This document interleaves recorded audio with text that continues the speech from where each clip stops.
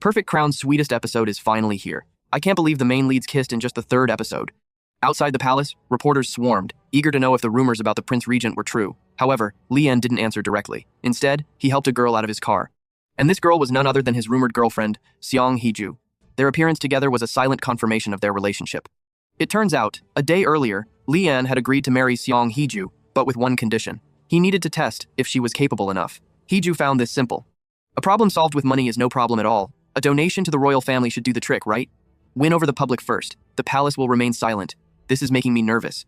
A commoner marrying the powerful Prince Regent became a hot topic. Influencers rushed to make Hee-ju-style makeup tutorials for views. The outfit Hee-ju wore sold out instantly. Most importantly, the public wondered how she would be treated after marrying into the royal family. As the couple entered the palace hand in hand, they were stopped by the head court lady. She announced the Queen Mother wanted to see Lian. To prevent any trouble, Lian deliberately promised Hee-ju in front of the maids that he'd be right back. But Hee-ju didn't get the hint and kept making eye signals. Lian, on the other hand, understood immediately. He raised his left hand to brush her hair back. This gesture had two meanings. First, it showed everyone that Hee-ju was his woman. Second, it warned the maids not to touch her. And just as he intended, the maids were cautious. This made Hee-ju feel incredibly safe. Watching Lian's back as he left, she felt something indescribable. Let's just call it great acting for their successful partnership. The press was full of praise for Lian and Hee-ju's love story. The Queen Mother thought it was time to set her trap. She planned to wait for Lian to deny the relationship, then accuse him of improper conduct. She'd use the excuse of him damaging the royal family's honor to expel him. But things didn't go according to her plan. Not only did Lian confirm his relationship with Hee-ju, he revealed their hotel meeting was to discuss marriage. Also, there was something important to tell the Queen Mother, a premarital pregnancy. You can rest assured, that will absolutely not happen. Lian was clearly challenging the Queen Mother's authority. The palace war between aunt and nephew had officially begun. After leaving the Queen Mother, Lian found Seong Hee-ju feeding the young Grand Prince instant noodles. He sighed helplessly, asking his nephew why he was still there so late. The boy said he couldn't sleep. I wasn't asking you. I can't sleep. Actually, Lian didn't mean to blame Hee-ju, but she misunderstood. She took off the ring, pushed it into his hand, and muttered about how long eating noodles could possibly take. But Lian wasn't worried about the Grand Prince. He was worried about the boy's mother, the Queen Mother, because just before he returned, the Queen Mother had opposed their marriage. Even though she expected it, Hee-ju still felt like she was being bullied by her in-laws. Wait, if I'm really bullied by your family, what will you do? Things have come this far. If the Queen Mother and I have a conflict, will you be on my side? Why aren't you answering? Because they're family. You'll support them, and not me? I will be on your side. Since they were on the topic, Lian confessed he had to act madly in love with her. Only then would people believe their absurd marriage was real. That night, Lian had Hee-ju stay in his chambers and asked a court lady to prepare women's pajamas. Can I get 100% cotton, please? My skin is a bit sensitive. But there was only one bed. Neither Hee-ju nor Lian would sleep on the sofa, so they piled pillows down the middle. This made the great Prince Regent's heart beat a little faster. To ease the awkwardness, he tried to turn over, but Hee-ju thought he was trying to steal the blanket, so neither would give in, and they kept pulling the blanket back and forth. Little did they know, the sounds they were making were heard by the maids outside. Oh my, the old head court lady listened to every rhythm, her face a mix of worry, shock, and embarrassment. The next morning, without a word, Seong Hee-ju went to her company early, and this was exactly the effect she wanted. Wearing yesterday's clothes usually means you spent the night out. This would solidify the news of her marriage to Lian. Just as planned, the paparazzi caught photos of Hee-ju leaving the palace for work. Netizens speculated wildly about the couple's progress. But most felt a commoner was unworthy of the Prince Regent. While the buzz was strong, Hee-ju planned to reclaim her top sales position. How can you be in the mood to think about that now? Getting married doesn't mean I stop working. Meanwhile, news from the palace said the Queen Mother had fallen ill. According to protocol, when a royal elder is sick, no royal family member can hold celebrations. In other words, Lian couldn't have a wedding with Hee-ju. Just then Hee-ju called, "Your Highness, I can hear you, you don't have to shout." Hee-ju noticed all the news about their romance had been taken down, but before she could finish, she was attacked by some students. "You vixen, how dare you seduce our prince?" "Vixen?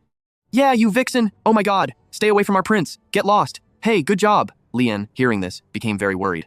But he had no idea Hee-ju was an expert at handling these situations. "Come here, you snot-nosed brats should be in school studying. Bow your heads, he doesn't raise us, but he gives us money. We're recipients of the royal scholarship. That's your tuition money. And you, Hai Rin, why do you assume I'm the one who seduced him? So young and already so prejudiced. I will ruin you and sue you in court." After the tough approach, Hee-ju softened her tone. She said she completely understood the students' feelings and wouldn't press charges. After dealing with the students, she got home, only to be stunned to find her father waiting. To cut the family drama short, Hee-ju's father didn't care if she got married. He just wanted her to stop competing with his son for the company. "The people who oppose me are all just like you, Dad. They'll do anything to win.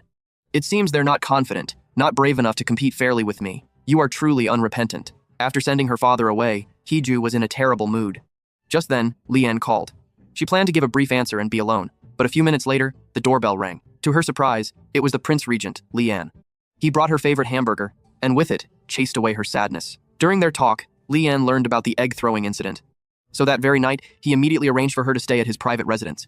In front of the servants, Hee-ju put on her best helpless and adorable act. Isn't this a little too close? A few days later, the Queen Mother found the perfect opportunity. She'd get rid of Hee-ju while the entire royal family was away for a ritual. Soon, the royal guard stormed Leanne's residence, claiming to investigate the fire at Junghwa Hall and asking for Hee-ju's cooperation. Because during the Grand Prince's party, she was seen entering a restricted area. Hee-ju was about to explain, but then remembered it was Leanne who had let her in that night. To avoid implicating him, Hee-ju lied that she needed to freshen up. In reality, she and Butler Kim hid in the bathroom to buy time and try to contact Leanne. But no matter how many times they called, there was no answer. That's when Butler Kim revealed that royals can't use phones during rituals. Then Hee-ju had a brilliant idea, have the secretary run to inform Leanne. But Butler Kim said that wouldn't work, as commoners are only allowed in the ancestral shrine on normal days. Just then, Hee-ju thought of one last resort. Then, she calmly left the residence with the royal guards. Meanwhile, Butler Kim drove off to find the secretary, taking out the Prince Regent's token. To see the token is to see the man himself. It turns out Hee-ju remembered hiding Leanne's token in the toilet tank. He had told her to use it only in a dire emergency. Quickly, Leanne intercepted the guards, questioning why they acted without the king's permission. But just then, I gave the order. The Queen Mother arrived with her people, pointing to Hee-ju as the arson suspect. She dressed improperly, insulted the monarch, and even threatened others in the palace. Furthermore, it's said that when it happened, she wasn't at the party. While none of this was proof, it was enough to ruin Hee-ju's reputation.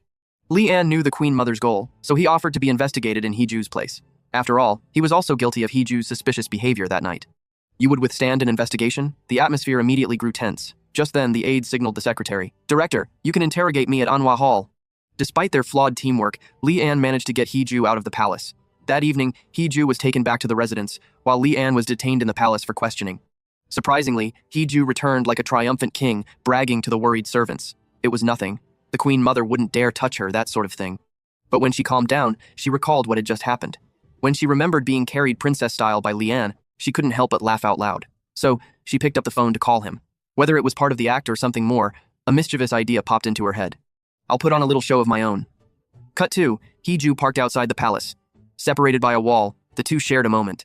She passed him a calming tea, telling him it would help him sleep well.